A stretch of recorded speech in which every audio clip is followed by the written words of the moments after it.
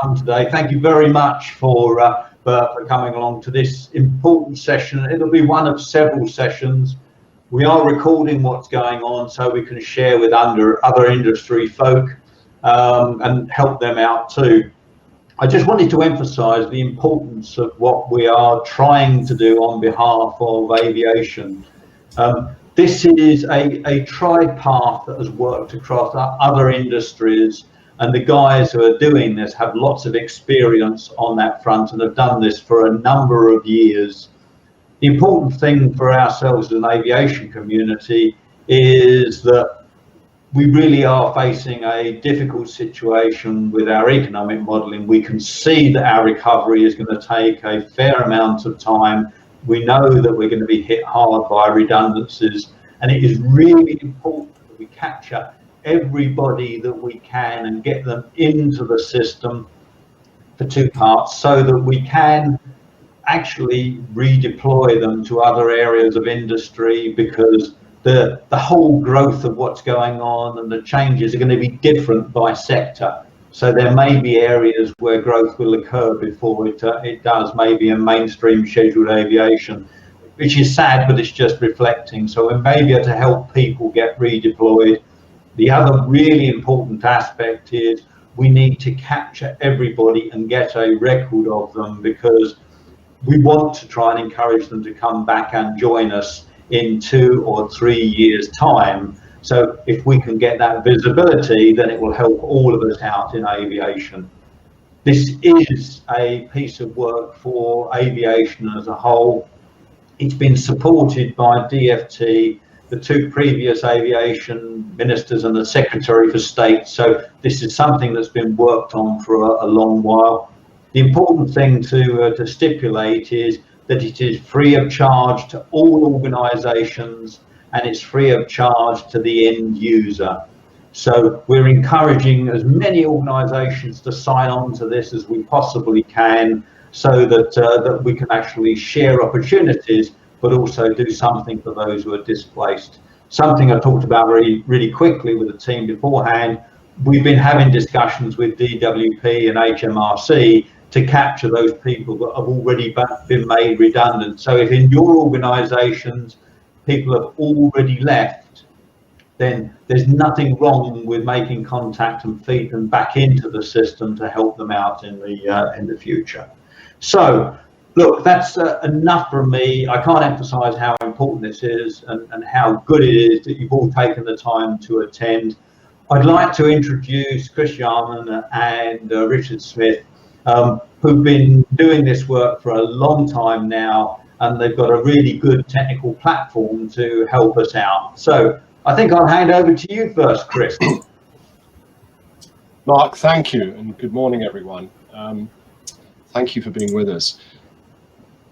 The platform that's being developed is called the Aviation Skills Retention Platform, and it's really designed to support people impacted by what has happened as a result of the COVID pandemic, and really reflects support that can be provided against any economic shock or similar situations. But it's based on a framework that we originally developed with Rolls-Royce a number of years ago to support people coming out of Rolls-Royce at the time, and was really designed as a mechanism to try and retain people in sector, skills in sector and people in sector, whilst also enabling them to explore other opportunities, as at that time the aerospace sector was recovering in the post 9/11 period originally. The platform was really designed to be able to capture affected individuals and be able to present them to interested companies, whether they be in the same sector or from other sectors, but in essence to create a talent database which can be inquired on and contacted. People can be contacted through the system directly, and also to provide a vacancy database so that all participating companies, all sector companies and vacancies from companies in other sectors can be seen by affected individuals, and they can contact those companies and apply for those vacancies through the system. We've tried to make it as seamless and straightforward to use as possible. And so the way the whole framework has been set up is deliberately designed to capture people quickly and to capture registrations from companies interested in looking at them. What has happened over the years since the original development with Rolls-Royce and some work with BAE Systems, at the time support shipbuilding closure in Portsmouth a while ago, was that we've been invited to run this program on a regional basis for 3 regions across the UK, supporting 8 different sectors. And most recently, through the Department of Business, Energy and Industrial Strategy, last summer invited us to provide a platform for the UK construction sector, which again was facing the possibility of a large number of redundancies, but now is actually in quite a productive recruiting phase at the moment. So there are many companies recruiting in that sector at the moment. And then through the Department for Transport, the beginning of the year, we were invited to do a similar platform for the aviation sector, which is what ASRP is. And what we'd like to do is just take you very briefly through what it looks like and how it can work for you. So if I just click into sharing a screen, you'll be able to see what it looks like on screen. The URL for the platform is at the, I just click through, here we are. The URL for the platform is at aviationtalent.co.uk. And there'll be many links we will provide and BBGA will provide to point you into this. And once you come into it, it's a fairly easy to use, straightforward platform. And there is a section at the bottom of the home page which you can click on to find out how the system works for employers. If I just click on that, and a link to a flyer, which is a quick summary of what the platform offers, and you can just read about how it's been set up and how it will be helpful to you as an organization. We have a similar leaflet for individuals, and again, this can be used and either sent as can be printed out or can be sent as a link to affected employees and individuals who may have already been made redundant. So it provides just a summary of what the whole platform's about and a link to click through to come into the platform. When you're in the platform and away from the front page, there are some additional areas of information. There is a summary of all the organizations who are involved. When companies register, we ask them to complete generic information about themselves, and we represent them in an area called, we just call it organizations A to Z, but it allows all users of the platform to see who's involved, and also a section for supporting organizations, either trade associations, government departments, professional engineering or aeronautical institutions. And within some of these links, we're able to provide what are called microsites, so that companies or organizations can also briefly talk about who they are and what they do and what their message is generally, or in terms of, this is the British Royal Aeronautical Society. They're summarizing things like professional development, career advice, and so on. So there is a whole area where information about the participating organizations, companies can be seen and companies can be contacted. And there is an up-to-date news page which keeps we will feed in regular feeds, case studies, news about any job fairs or anything that is relevant will come in here, and we'll keep you posted on that. We also have links now developed for Facebook, Twitter, LinkedIn, and we'll be progressively providing a summary of how you can use the system. We have a very good team working on providing what we call a communications toolkit, through which you'll be able to promote the system yourselves and link to other social media contacts and things. So let me now bring you right into the system. So for individuals coming in, the first thing they might want to do is register, and it's a very straightforward process to register either as a candidate or as an organization in the system. And once they're registered, they will then come in and have a dashboard as they log in. And as an individual, if we look at it first of all from the perspective of an individual, when they come into the system, they will have a quick view of their dashboard through which they can modify, or in this case, upload a CV, manage their profile. We have set the system so that to enable people to quickly apply for vacancies. They may not have had their CV up to date. They may not have all the information they want for that, but they can nonetheless come in, register and apply for a vacancy and complete an online application without needing to have a CV in place. So they're very much a two-stage. They can register to be on the system and to apply for vacancies, and then they can also complete their profile and attach their CV. And by doing that, they will then be seen by all the companies who are using any of the TRS platforms and can contact them directly through the system.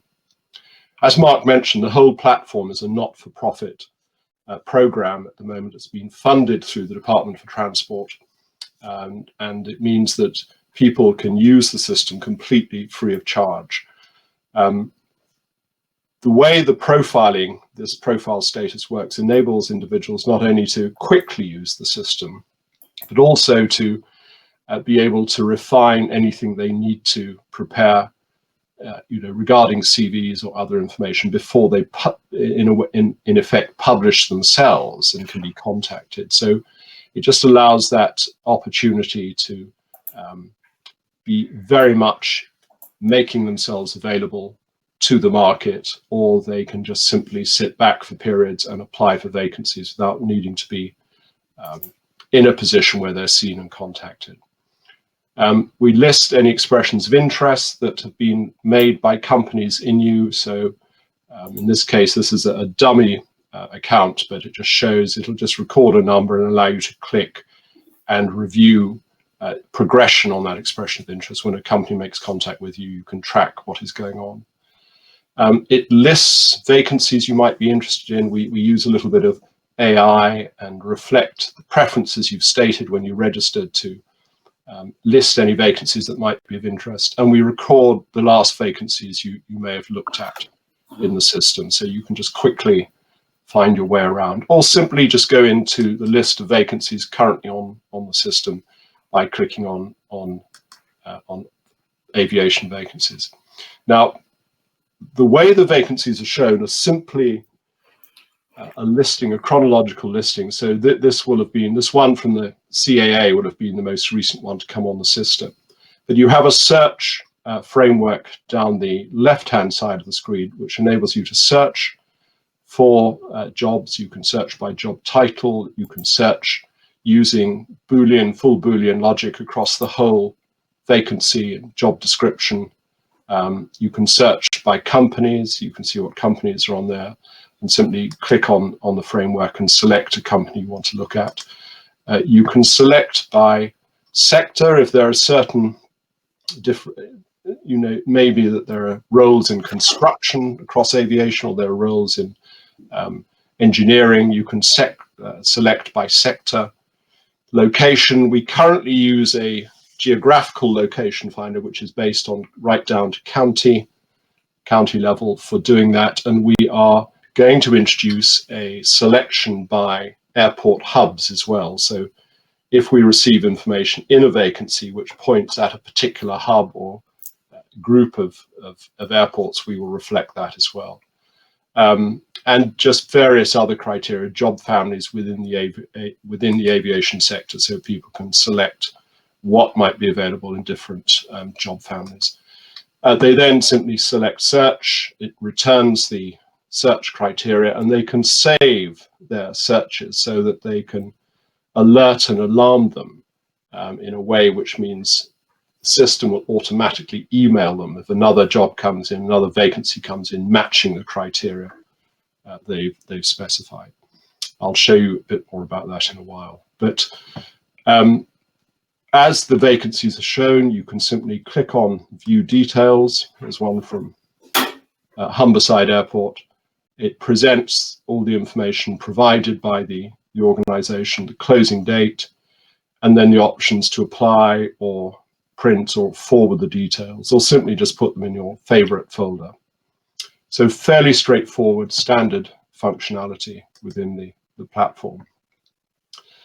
As you see here, there's another tab which says All Vacancies. Now this is where individuals who've registered on the system can also click and see other vacancies across other sectors and other parts of the TRS program. So by clicking on there, they will be able to have a view of other jobs which may or may not be strictly related to their sector, but might well be of a functionality. If there are project management roles in construction sector or in engineering or manufacturing, it allows this sort of breadth of view to take place, which in the current climate is very helpful to have and opens up many more opportunities for affected individuals.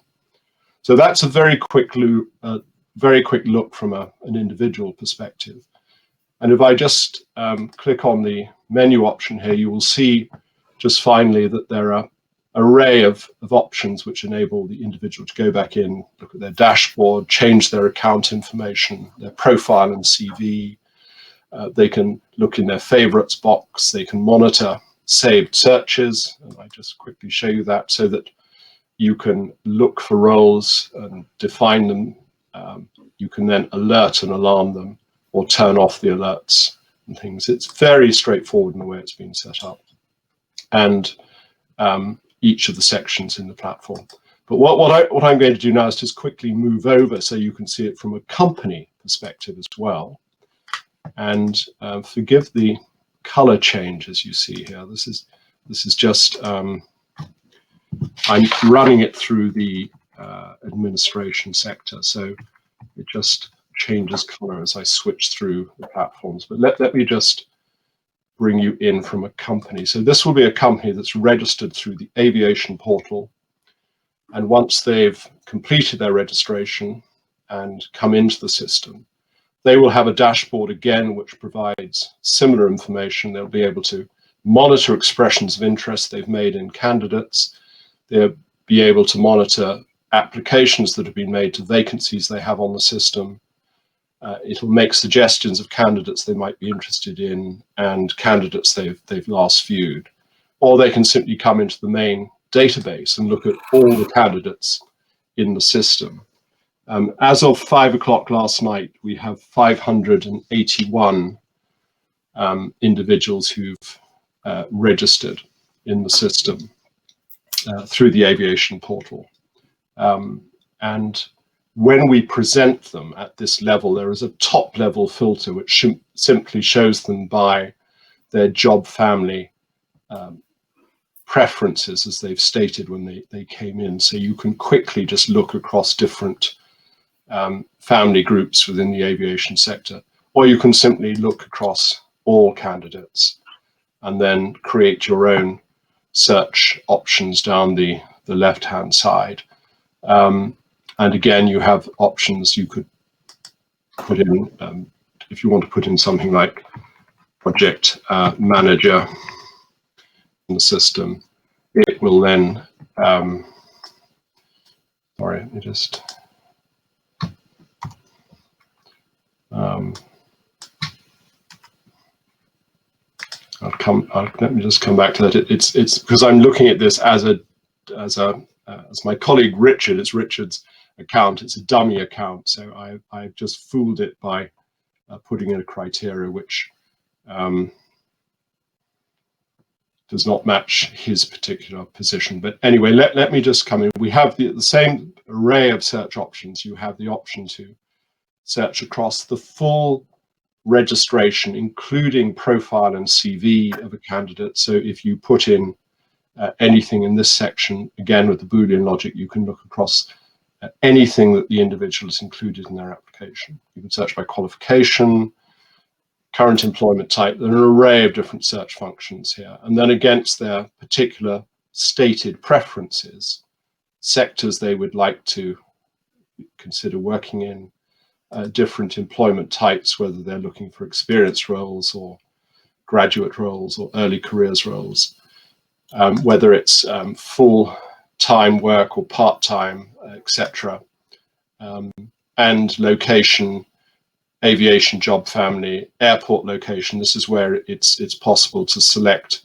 from not only the main airports, but we have included the full array of airports. So it's the main sort of top 25, and then all of the other smaller airports around the UK. And as you then look at an individual in the system and click on their view details, you'll see what they've put in about themselves, and you'll be able to view the CV directly by clicking on the CV and contact the candidate directly. We don't act as an intermediary in the platform. We simply provide a link back into whatever the recruitment process is for the organization. So if they want to direct people into an online registration, or if they want to ask a candidate or contact a candidate and say, look, I'm very interested in your application, contact me immediately, it'll just send them a message with that instruction. So it completely aligns with what the recruiting company wants to do. And again, you have all the usual options to create favorite folders, saved searches, monitor your expressions of interest, and vacancies. Vacancies can be, I must mention this, we can receive vacancies into the system on an automated process. So if you have existing channels and routes through which you make vacancies available, we can capture those, or you can literally put them in yourself just by clicking add new vacancy. So whether it's a scrape, whether it's an XML link, whether it's an automated link through one of the main providers, we will be able to plug in directly through that. And that's a very top level view of how the platform works and what is available through the system. We have, as I mentioned, links with other platforms. So part of what we were invited to do, I mentioned the UK construction sector. We have all the organizations in the construction sector, and there are over nearly 900 companies registered here who are actively looking for individuals as well. We have an early career platform called Talent View, where we capture graduate opportunities, internships, and apprenticeship opportunities. So we're very much trying to make the platforms available on a sector basis to early careers as well. So we're able to capture vacancies for early careers opportunities, links with universities, links with FE colleges, particularly around airport hubs as well. So we just use the platform as a mechanism for capturing individual information and being able to make it visible to key stakeholders, key recruiters, key academic institutions that through which it can be used and through which we can support the sector more fully through this process. So I'm rather dumped a lot of information very quickly on you there, but I hope that gives a flavor of what the platform is. And as we have a chance to answer questions and things, we can look at, we're very happy to take any questions and answers now, which will enable us to just explain in more detail how the framework has been set up and how we are the direction in which it's being taken as we develop it forward. So let me, at this point, I'll stop the screen sharing and move back into the main system, and Marc, I think, will take up any questions or begin the process of launching any questions. Thank you, Chris. While we're waiting for questions to actually come through, I'm intrigued about some of the work that you guys have been doing about, not necessarily in aviation, but placing people in alternate industries. So how you've been able to help out. I've heard example, I think one of our colleagues is on the call today. For example, with drones and autonomous vehicles, that maybe some of our people in aviation can transfer their skills into that new world running operations. Just as an example, what have you found with your other sector work where you've done that sort of thing? Well, we've had a huge array which sort of straddles companies. I mean, in Rolls-Royce, these platforms have helped move people over from civil aerospace into Rolls-Royce nuclear and things like that. By lifting visibility of opportunity and by lifting visibility of the talent that's available, it helps provide these opportunities to connect and create sometimes some very interesting case studies on what is going on and the way that people are moving from perhaps just traditionally working in one sector, how the skills they have can be made available and used across many other business opportunities. So we have some very interesting stories to tell, and we try and capture those through the case studies on the system, and we'll be doing so going forward. I know my colleague Richard has been involved in a number of discussions, extraordinary discussions sometimes, of people who coming out of one sector. We had someone in the aviation sector who was very keen to learn how to lay bricks, and they had gone on a bricklaying course and things like that. So at all levels and across all sort of job family categories, we have this sort of interesting mix of stories building. Richard, is there anything you want to add to that? No, Chris, I think you've covered it very well indeed. I would just add a few points that going back over the last 10 years or so, and even further back, the system has worked very well, and I think it was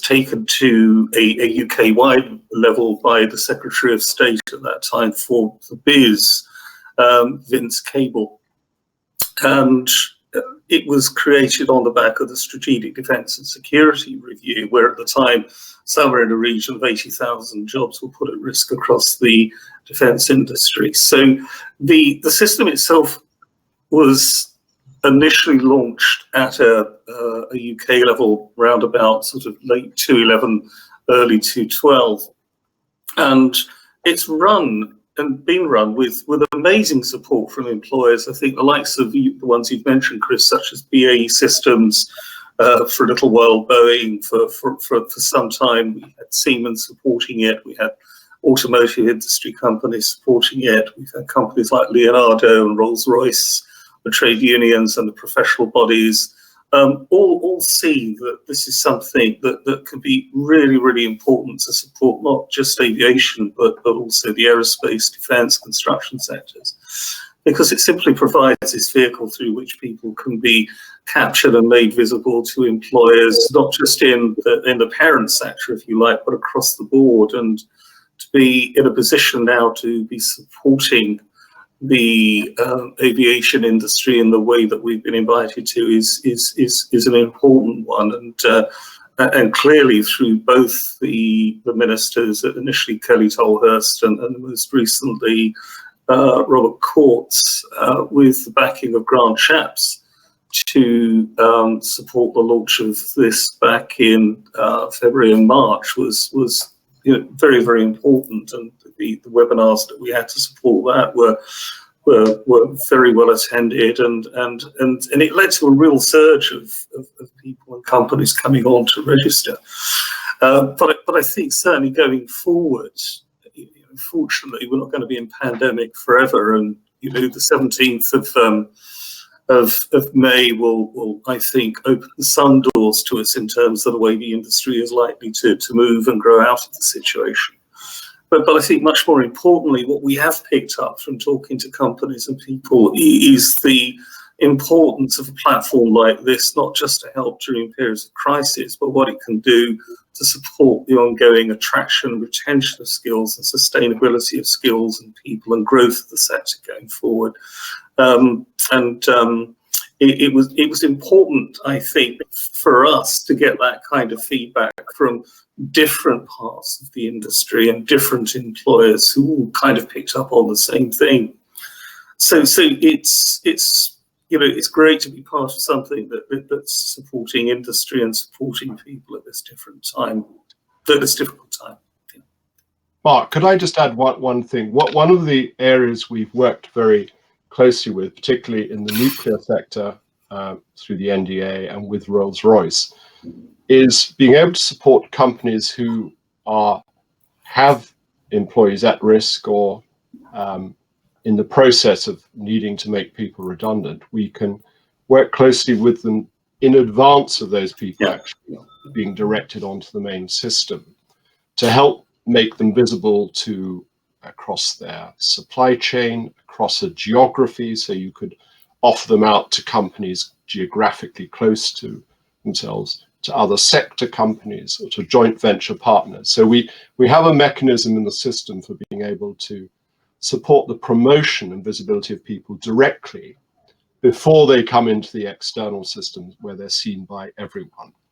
So it can be used either on an internal basis, so you can offer people across your own organization. And one of the big construction companies was able to offer people out across internationally, as well as all their UK sites, across their international sites. At a time, there was a lot of recruiting going on internationally. So people were able to be promoted to other parts of the organization worldwide. And they were also able to be promoted to 3 key joint venture partners who at the time were HS2, Highways England, Network Rail, all of whom were actively recruiting for people. So there was a conduit through which we were able to point people before they were technically going to be made redundant, things like that. So there's a lot we can do to work with companies in advance of people needing to be put at risk and actually be made redundant. So that's another area we're very keen to offer the platform and talk with companies as to how we can support them. Okay, thank you, Chris and Richard. One of the things that I think is slightly different in aviation, you said earlier on that construction, you're actually seeing that growth and people are finding positions back within that industry again. I think we're in an unfortunate position of our recovery plans are a lot longer term. And we could be talking 2 or 3 years and we might be getting back to sort of 10% less than we've been used to in terms of flying hours. So it's a longer game as far as we're concerned, and therefore it's really important that we capture those people and we try and retrain their skills, even if it means putting those in other industries to actually make sure that they get that skills retention one way or another. So that's definitely an important factor. I think you might have answered this. Got a couple of questions. And the first one was, can you share any learnings, thoughts from organisations who have used the platform so far? I think one of the things we could say is the earlier you utilise the services which are available through the platform, the more effective you can be in supporting individuals if you're in a position where you're needing to make people redundant or reduce headcount in any way. So from a redeployment perspective, early engagement makes a huge difference, and being able to use some of these internal or targeted facilities before people actually leave the organization is very powerful. That's one thing we've seen on the redeployment side. And on the recruitment side, for those companies who are actively recruiting, to be able to have visibility of a breadth of different people from different parts of the aviation sector, different job group families, and for companies outside the aviation sector to be able to have a look in and be able to contact them. Many people have expressed how helpful that has been, how useful it is to be able to see a group of often very highly skilled people and offer them opportunities which maybe in a sector they wouldn't have considered previously. So on both redeployment and recruitment, there have been some very interesting comments coming back. And I think you mentioned it earlier, you had sort of embedded within the website the facilities for new organisations to promote this and push to their people and external, maybe in their local government, whatever it happens to be. Do you want to share a little bit more on that available for people? Yeah. Do you want me to handle that one? Yeah. So we had, Mark, a really helpful discussion yesterday with the Department for Work and Pensions, who are we're talking to one of their aviation leads there, who is particularly focused on has a UK-wide remit, I believe, but she put us in touch with some people that have a number of sort of area focuses for the Department for Work and Pensions, and essentially what they're going to help us do over the next coming weeks and months is to be able to help raise the profile of this and draw people into the system who are in receipt of universal credit, those that have lost jobs in the aviation sector, and to help promote and energise their engagement and involvement with this. So that's something that the Department for Work and Pension have been doing. And also I'd like to say a thanks as well to the Civil Aviation Authority for all their work that they've been doing in helping to promote this through their links and networks and so forth, and so there's a whole sort of crescendo of people, and not forgetting, of course, the Department of Transport, who initially helped with their comms teams to be able to help promote this initially. So, you know, our aim now really is to use our growing sort of social media capability to be able to keep the profile of this raised and people and employers energized, because going forward, this system will provide employers with free access to people when the time comes. You know, if we get to a point where certain parts of the industry start to turn and show growth, this is the ideal place to come, because there have got quite a few people on this system who they can simply access and bring back free of charge. You know, because it's not a recruitment platform. There's no commercial recruitment rates to pay. There's no commission rates to pay. This is funded by government. It's run on a different model to help retain and sustain and bring people back into the industry when the time comes. Could I just add to that, Mark, that the marketing, contact marketing and the social media team, we have developed an excellent toolkit for the work we've been doing on the construction side, and the same will be available on the aviation side as well. And just to quickly show what that looks like, I just bring you in here. This is what has been done. So there's a toolkit that organizations, companies and organizations can use to promote the platform. It also gives them a weekly update of basic metrics, what's going on in the system, how they can actually go about promoting it. And particularly, this is very helpful for trade associations as well, to be able to see how they can promote it to their members.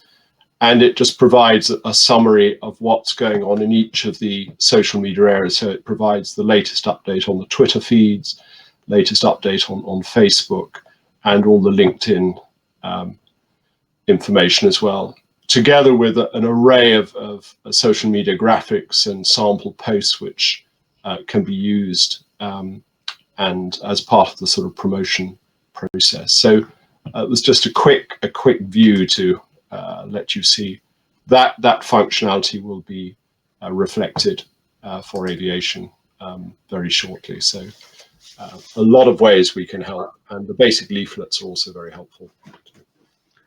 All right, and another angle actually, and something sort of I wanted to go to on a personal level, but you were talking about apprenticeships and next generation, And the questions come in about the Talent View platform. So the possibility of bringing in internships, and we can still think about those sort of things. Could you share us quickly a little bit about that?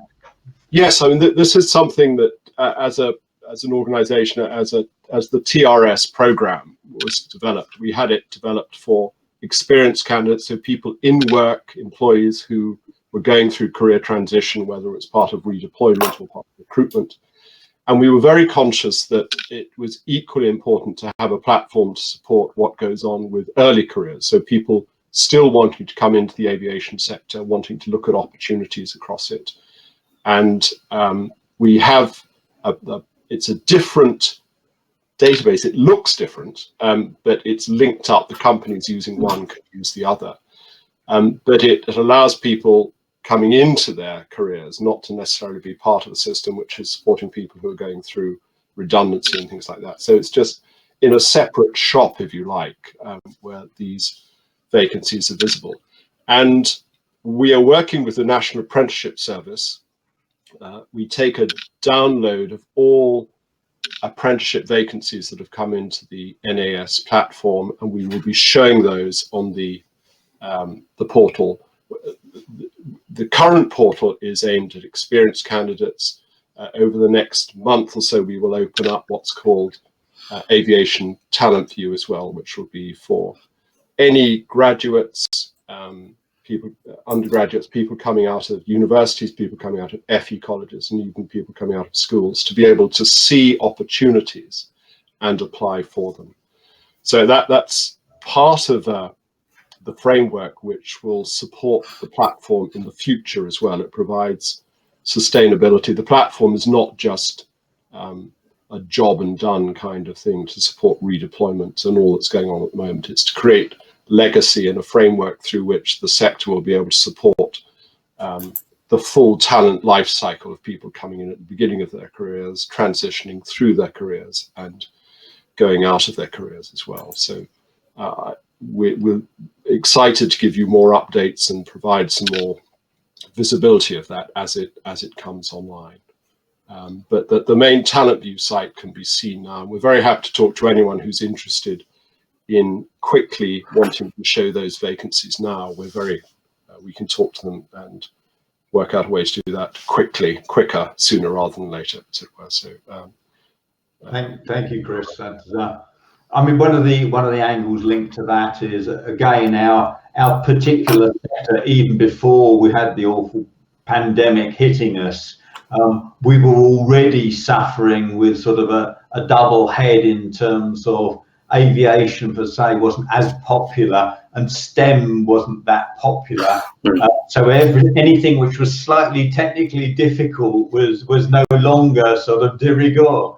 And therefore, we were trying to encourage people to come back. Plus, as an industry, we've got a bit of a demographic cliff. We're all a bit too mature, and therefore the importance of getting the next generation in and securing apprenticeships was vital before we got into this, and it's just as vital now. So we want to work with you guys in the future to try and help develop that side of it. And we've got a lot of work going on with Trailblazer apprenticeships, where we're trying to position our sector. And the other bit that I wanted to mention, I don't think we've got anyone on today, but the sort of FE vocational training that's been established by the likes of a Stansted College, where they're doing level 2 and 3 people and delivering training that would have been delivered by organisations in or at a location and at an airport, may be something that we've got to try and push for the future. But that's work for the future for us to look at. But that's the FE focus is very important as well, because there's a much closer geographical focus they have with local businesses, because students that age don't travel very far. So what we're trying to provide is functionality for all of those companies associated with any particular college to be able to use the system to see students at a particular college or to see students in a particular sector of interest. We're doing a very similar scheme with the construction sector, as we have done with STEM in the past. So it's lifting visibility of talent, whether it's talent that's already been in work or it's talent that's wanting to come into a sector, and to try and connect up as efficiently as possible opportunities or visibility for work experience, matching and training opportunities, and there's all these links. It's just linking everything together. And in the main Talent View program, we have microsites for all the universities and for FE colleges coming into the system as well, so they will be able to promote themselves back to business, back to industry as well, and the courses they run, the research they do. So it'll be hopefully a platform through which there'll be a great deal of clear communication and lifting of opportunity and visibility of talent as well. So we're excited about what it can build into. Okay, that's brilliant. Thank you, Chris. I'm looking for any more questions. So if you'd like to pose any more questions, please put them in there now. I wanted to sort of talk slightly about what we will need to do as an industry in the coming months, and it's related to next generation work. Clearly, everybody is in survival mode and bringing back business. We've got our global travel task force, and what we're doing there, getting our aircraft flying again is quite difficult, and therefore people don't have time to focus on what we do medium term and next generation. As an industry, we have a lot of work that can feed into you guys that's going to be coming together in the fourth quarter of this year, and that's being realistic about it.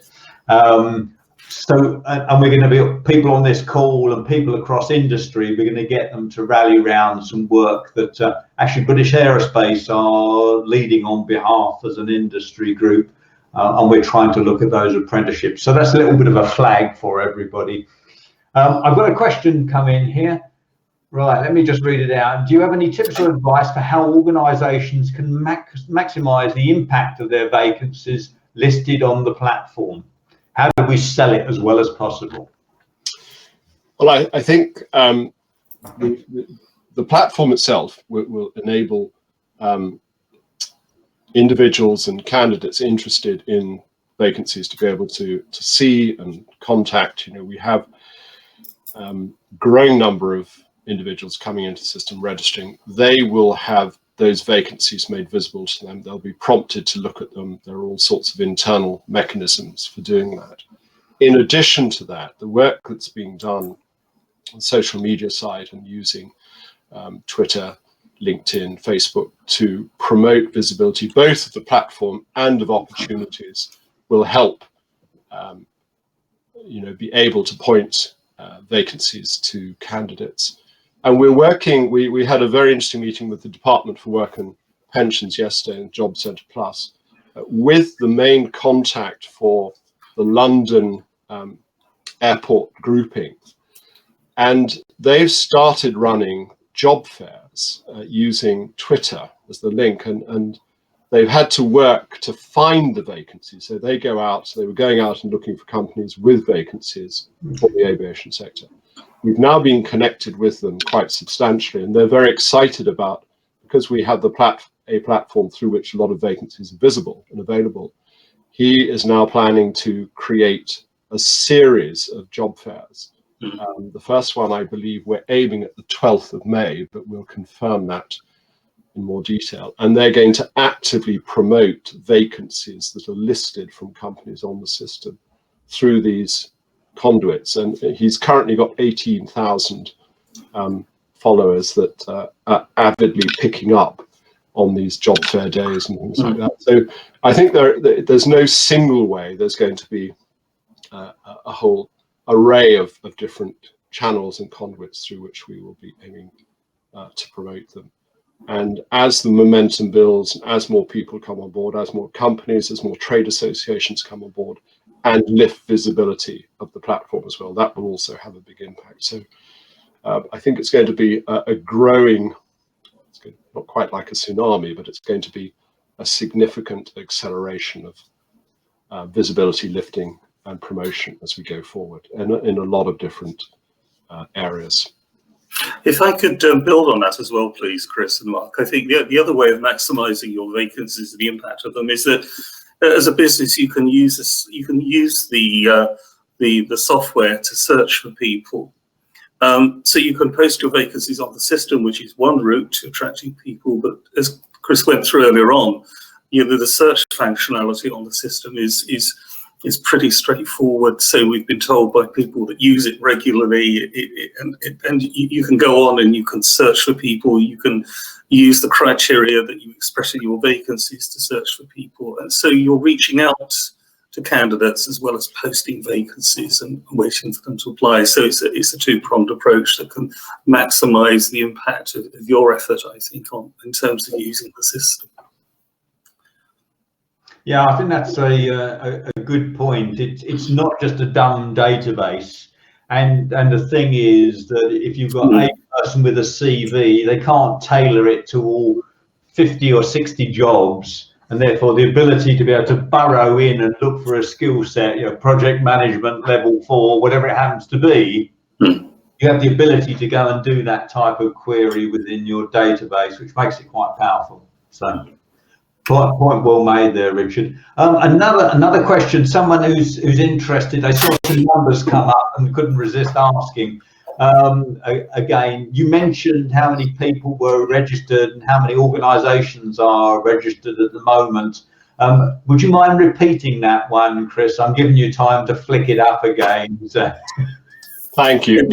Yes, there are currently 581 candidates have registered through the system. Some of them are in the process of completing their profile and adding their CVs, so may not have made them all of that 581 visible to inquiring companies, but there are 581 who are able to look at and apply for vacancies on the system at the moment. Now that's, I think the launch was early March. We've got on the UK construction site, there are about 1,800 candidates now, and that's over a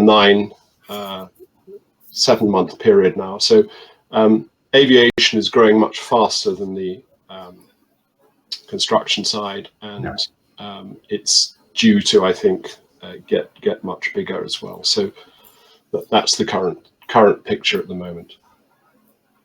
All right, we're coming to the end of our session. I've got how many organisations are registered on the platform as well, please? Aviation, on the aviation platform, there are 61 companies registered so far. And just to give an example, I mean, I'm giving this example of construction because it gives a 1 month, 2 month, 3 months. We're sort of 2 months, not quite through the aviation one. 7 months, 8 months on the construction, and there are 846 companies now. 846 companies on the construction site. So it's growing by week, day by day. We're just seeing this growth taking place, and with trade associations and yourselves and government, the promotion is, as word of it gets out, we're expecting it to grow considerably. If we can ask a favour for those people on today, if you can be advocates, you're obviously based at or near an aviation centre of some sort. If you can push it out and be a conscience to people to get themselves registered, then that would be a really positive thing for you to do. Here's a difficult question. How many redundancies are expected across aviation in the next 12 months? Does anyone know the answer? This isn't a question for the government, all right? So. I think that we simply don't know. That the forecasts give one figure because of the delay of furlough we've had. It's been stretched and slightly changed. We simply don't know, but it is likely, as you mentioned, Mark, that aviation will take longer to recover. We saw post 9/11 with Rolls-Royce took about 3.5 years to get back to where they were pre 9/11. So somewhere between 2-3.5 years, I think, would be a reasonable time span to consider. It's going to take that long. So in that period, I think we are going to see growing numbers and certainly a lot of uncertainty. And although we have this furlough scheme in place at the moment to help mitigate the the impact, we have an opportunity in that window to work with companies and with individuals as much as possible to try and support them in considering opportunities elsewhere or across partner organizations or joint ventures and things like that. So anything we can do to support rather than just wait for full impact to take place, I think will be important. And we'll just have to wait and see. There is a lot of growth going on, surprising growth in some sectors, a lot of recruiting going on. So where you're seeing these downsides, you're seeing significant growth going on elsewhere as well. So it's an uncertain landscape as the plane comes into land, as it were. We'll wait and see. It is unknown. We'll all have seen figures bandied around in economic models. We can point over to them, and I've seen differences of maybe 50,000 or something like that, and going north of that. But it really does depend what happens with recovery curves, immunization programs in other countries, and all of the things that we didn't even start thinking of 6 months ago. So we don't know, but the platform can deal with as many people as we wish to register, is the point. Yeah. Absolutely. As many, and visibility from companies of opportunities they have, training opportunities from organizations. Working with the CAA, who confirmed that they have had approval from government to make available a number of training courses for people, and they want us to put those onto the platform as well, so we will be able to promote what training courses are available so that people can apply for them. And I think we're going to see a lot more of this kind of opportunities for people to train, retrain, upskill, cross-skill taking place over the coming months. Okay. Right, question here. Technically, how long is the moderation process for companies to join from the point they register? Do you want me to do all that, Chris? I mean, I deal with a lot of moderation. I've got colleagues that do that too. It's a pretty fast process. We do not allow, as you know, Mark, commercial recruitment companies to register on the system. So part of the moderation process is to make sure that commercial recruitment businesses are coming onto the system. There are exceptions to that. If you have businesses that operate on behalf of large companies that recruit, they call themselves RPOs, that's different. And we're happy for those larger businesses to confirm that those companies are acting on their behalf. But by and large, the moderation process is pretty quick and pretty straightforward. And I will tend to phone people up and speak to people, or my colleagues will do that. But literally, it's a few hours from registration in most cases. Often it may just stretch over a weekend. If it's done on a Friday, it may not be picked up till Monday. We try and do it as quick as possible, but we check back with aviation colleagues to make sure they're happy for organisations.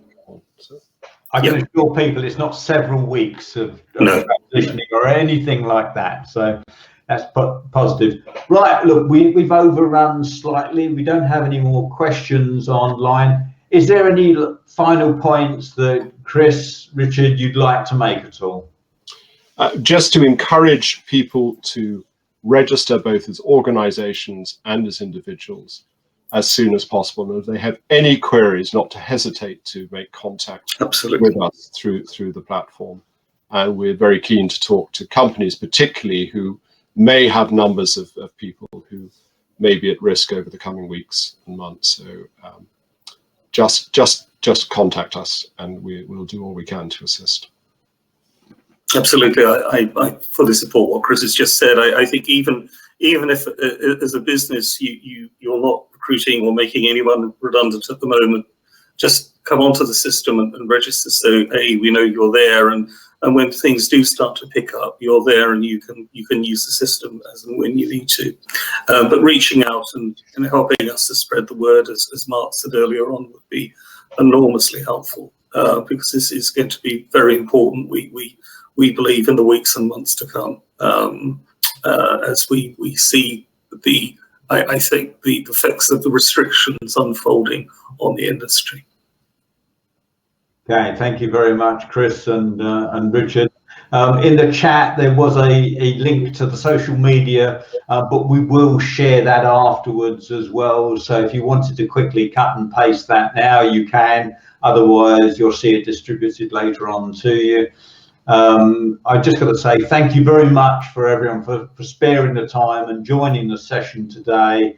And please go and be advocates and sell the system out to other people in aviation. That would be really appreciated. So thank you very much to everyone. Thank you to the team for pulling this together, for the media team on your side, and our group for getting this going. And I hope everyone thought that this was a worthwhile event. So thank you very much to everyone. Thank you, Mark.